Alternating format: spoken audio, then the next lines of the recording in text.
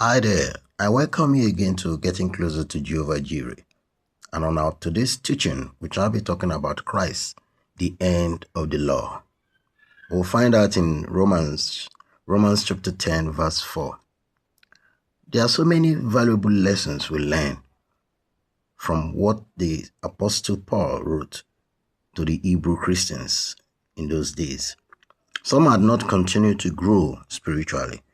Why? Because they had actually gone back craving for milk instead of solid spiritual food.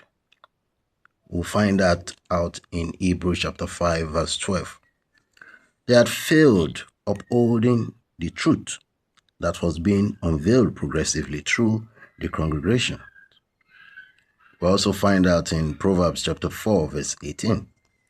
Let's take for example many Jewish believers who were still promoting the Mosaic law, even though after more than 30 years that the law had been done with on the basis of Christ's sacrificial death on the cross.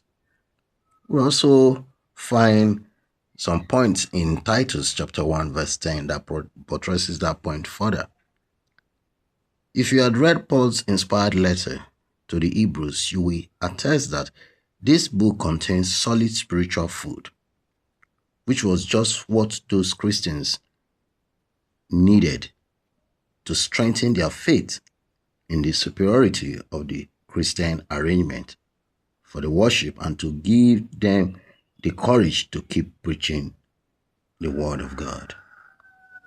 To buttress that point 2, we can find that out in Hebrews chapter 10 verse 19 to 23.